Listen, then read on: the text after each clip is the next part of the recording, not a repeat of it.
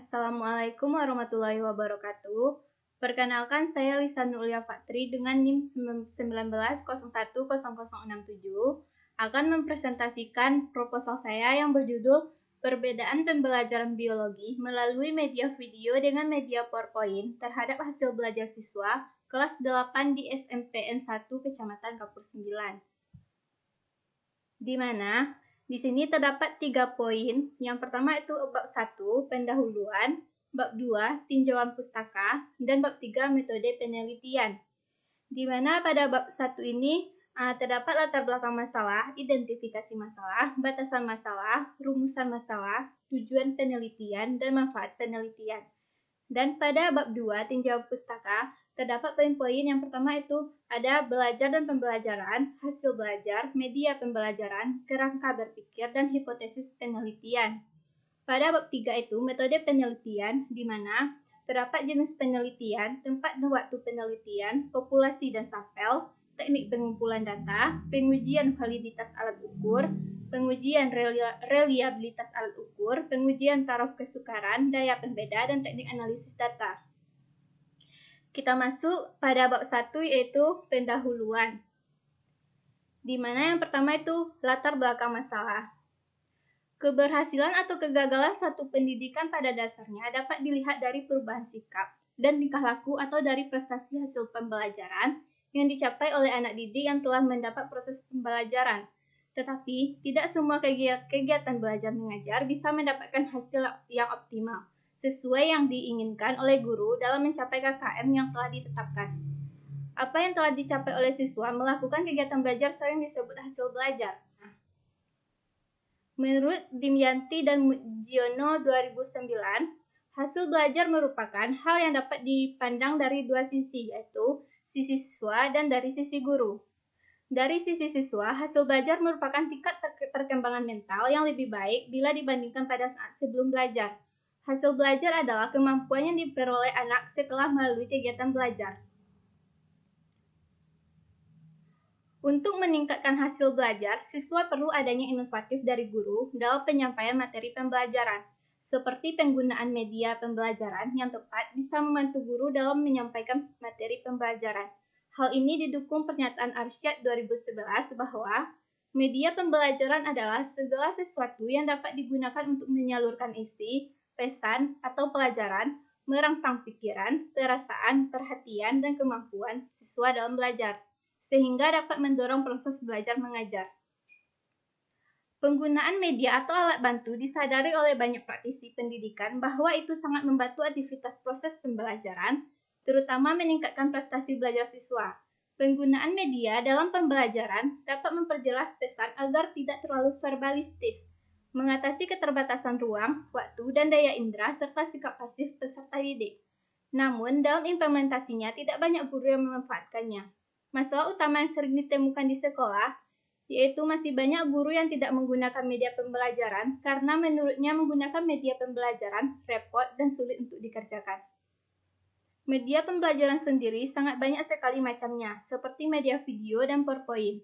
Dan apabila menggunakan media yang tepat untuk proses pembelajaran, pasti akan meningkatkan hasil belajar siswa.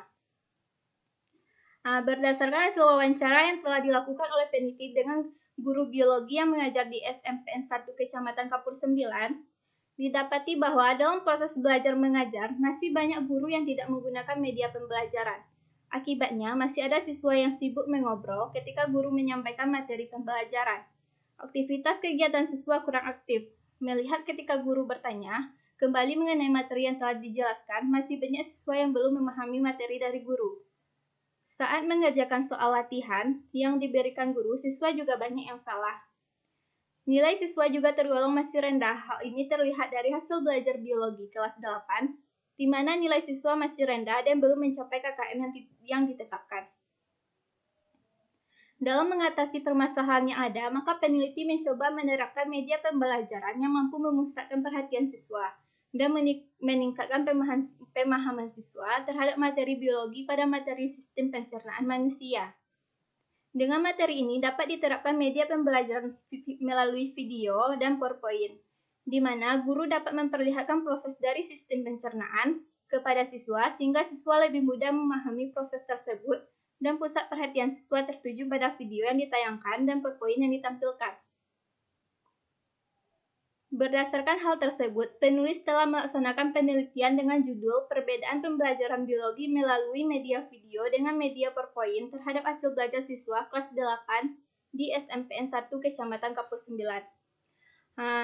Kita masuk kepada identifikasi masalah. Dari pemaparan pada latar belakang masalah di identifikasi masalah, yang pertama yaitu banyak guru yang masih belum menggunakan media pembelajaran, aktivitas siswa kurang aktif, banyak siswa yang masih salah dalam mengerjakan soal latihan, hasil belajar siswa masih rendah dan belum mencapai KKM yang ditetapkan. Kita masuk ke batasan masalah. Berdasarkan identifikasi masalah yang ada, serta keterbatasan yang peneliti miliki, maka peneliti membatasi masalah terhadap permasalahan yaitu media pembelajaran yang diteliti adalah media pembelajaran berbasis video dan media PowerPoint. Hasil yang diteliti adalah perbedaan hasil belajar antara yang menggunakan media berbasis video dan media PowerPoint pada mata pelajaran biologi kelas 8 SMPN 1 Kecamatan Kapur 9. Dari batasan masalah di atas, dapat dirumuskan masalahnya, yaitu apakah terdapat perbedaan yang signifikan terhadap hasil belajar siswa yang menggunakan media pembelajaran berbasis video dengan media PowerPoint pada mata pelajaran biologi kelas 8 SMPN 1 Kecamatan Kapur 9. Dengan tujuan penelitiannya yaitu yang pertama, untuk mengetahui hasil belajar siswa dalam mata pelajaran biologi yang menggunakan media pembelajaran berbasis video kelas 8 SMPN 1 Kecamatan Kapur 9.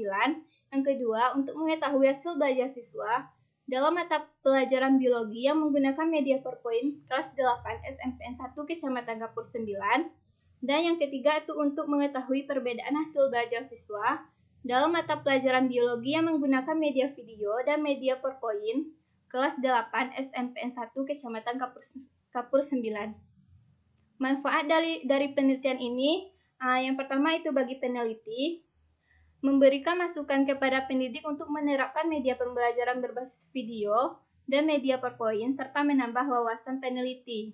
Yang kedua bagi guru, sebagai bahan rujukan agar tercipta pembelajaran yang efektif dan efisien, serta pertimbangan untuk menggunakan media pembelajaran berbasis video dan media PowerPoint.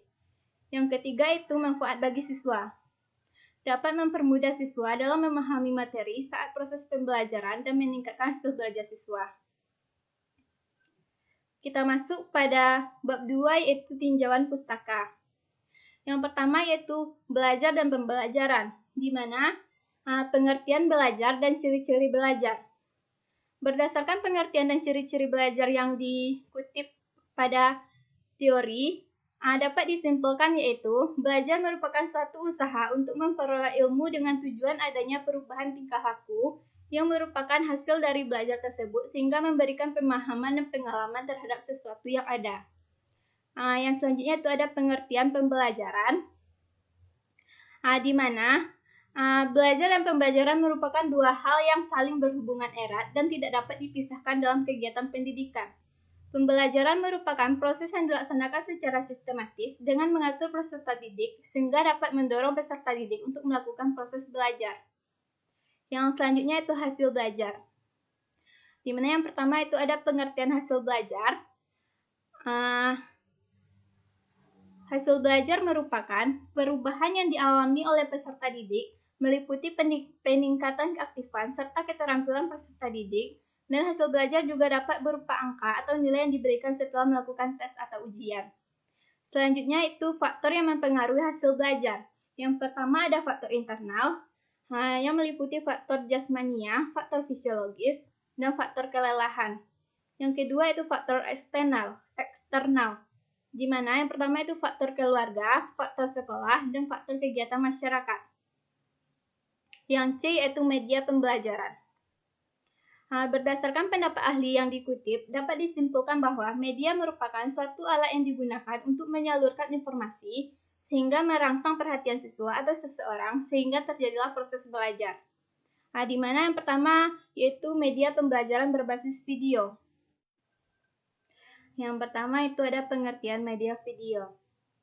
Media video merupakan gambar yang bergerak disertai suara sehingga siswa dapat melihat dan mendengarkan kenyataan-kenyataan yang ditampilkan gurunya, bukan hanya sekedar penjelasan dari guru saja. Dengan penerapan media berbasis video ini diharapkan dapat membuat siswa paham dengan materi yang disampaikan oleh guru dan meningkatkan hasil belajar.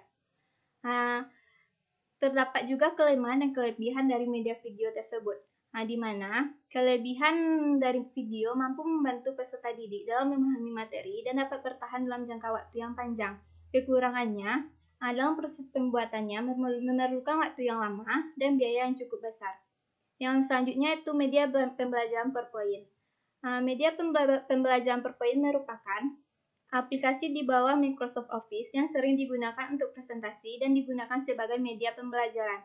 Terdapat juga kelebihan dan kekurangan media PowerPoint, di mana kelebihannya yaitu media PowerPoint mudah untuk digunakan, terdapat variasi penyajian dan dapat digunakan berulang-ulang. Kekurangannya memerlukan perangkat komputer dan proyektor serta memerlukan keterampilan khusus dalam menuangkan ide yang baik dan persiapan yang matang.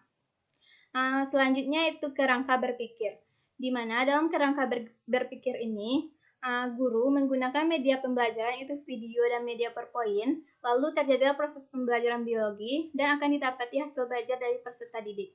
Selanjutnya hipotesis penelitian, yang dimana H0 tidak ada perbedaan antara hasil belajar biologi siswa pada kelas 81 dan 82 di SMPN 1 Kecamatan Kapul 9 yang menggunakan media video dengan media PowerPoint.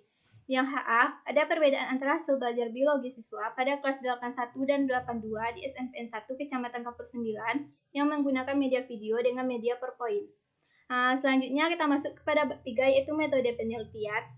Penelitian yang pertama itu jenis penelitian, di mana jenis penelitian ini merupakan penelitian eksperimen yang bertujuan untuk menilai pengaruh treatment pendidikan terhadap tingkah laku siswa atau menguji hipotesis tentang ada tidaknya pengaruh tindakan itu bila dibandingkan dengan tindakan yang lain. Yang selanjutnya tempat dan waktu penelitian. Tempatnya yaitu dilaksanakan di SMPN 1 Kecamatan Kapur 9 yang beralamat di Kampung Baru, Muaro PT. Yang kedua, waktu penelitian dilaksanakan pada semester ganjil tahun ajaran 2021-2022 pada bulan Oktober. Yang C yaitu populasi dan sampel, di mana terdapat dua populasi, yaitu yang pertama populasi target, seluruh siswa kelas 8 SMPN 1 Kecamatan Kapur 9. Yang kedua yaitu populasi terjangkau, siswa kelas 81 dan 82 SMPN 1 Kecamatan Kapur 9. Yang selanjutnya itu sampel. Sampel penelitian ini adalah siswa kelas 81 dan 82, di mana kelas 81 terdiri dari 25 siswa dengan komposisi perempuan 15 siswa dan laki-laki 10 siswa. Yang media pembelajarannya menggunakan media video. Selanjutnya, kelas 82 terdiri dari 25 siswa dengan komposisi perempuan 15 siswa dan laki-laki 10 siswa. Adapun teknik pengambilan sampel yaitu dengan menggunakan teknik purposive sampling yang dikenal juga dengan sampling pertimbangan, ialah teknik sampling yang digunakan peneliti jika peneliti mempunyai pertimbangan tertentu di dalam pengambilan sampelnya atau penentuan sampel untuk tujuan tertentu. Selanjutnya, teknik pengumpulan data. Terdapat 3. Yang pertama yaitu observasi, melakukan pengamatan secara langsung ke objek penelitian. Yang kedua, wawancara, suatu cara pengumpulan data dengan tanya jawab yang digunakan untuk memperoleh informasi, di mana di sini peneliti mewawancarai seorang guru pada guru biologi kelas 81 dan kelas 82. Selanjutnya itu metode tes. Adapun metode tes tersebut berupa 25 soal pilihan ganda yang diberikan kepada siswa kelas 81 dan 82 pada waktu yang telah ditentukan oleh peneliti. Selanjutnya, pengujian validitas alat ukur. Validitas dalam penelitian menyatakan derajat ketepatan alat ukur penelitian terhadap isi sebenarnya yang diukur. Analisis terhadap tes hasil belajar dilakukan dengan melakukan uji validitas isi. Untuk mengukur validitas, maka instrumen tes diuji coba pada kelas lain yang memiliki pengetahuan tentang materi pelajaran tersebut. Kemudian, hasil dari uji instrumen tersebut dihitung dengan menggunakan rumus produk moment point visceral seperti yang tertera pada proposal berikut. Selanjutnya itu pengujian reliabilitas alat ukur. Tes hasil belajar yang baik harus memiliki reliabilitas yang dapat diandalkan. Artinya, setelah tes hasil belajar dilaksanakan berkali-kali terhadap subjek yang sama, maka hasilnya selalu sama atau relatif sama. Pengujian reliabilitas ini dilakukan dengan menggunakan rumus Kudir-Rickardsort atau KR20 kuadrat, seperti yang terlihat pada proposal berikut. Dan yang selanjutnya itu pengujian taraf kesukaran. Soal yang baik adalah soal yang tidak terlalu mudah dan juga tidak terlalu sukar. Artinya, derajat kesukaran masing-masing soal tersebut adalah sedang atau cukup. Angka indeks kesukaran item itu dapat diperoleh dengan menggunakan rumus Du Bois seperti yang terpaparkan di proposal. Selanjutnya itu daya pembeda. Daya pembeda adalah kemampuan suatu butir soal tes hasil belajar untuk dapat membedakan antara tes T yang berkemampuan tinggi dengan tes T yang berkemampuan rendah. Dalam menentukan daya pembeda suatu butir soal, rumus yang digunakan adalah dapat dilihat pada proposal berikut. Dan yang terakhir yaitu teknik analisis data, di mana yang pertama pengujian persyaratan analisis, yaitu uji normalitas, digunakan untuk mengetahui apakah sampel yang diteliti berdistribusi normal atau tidak. Langkah-langkahnya dapat dilihat pada proposal berikut.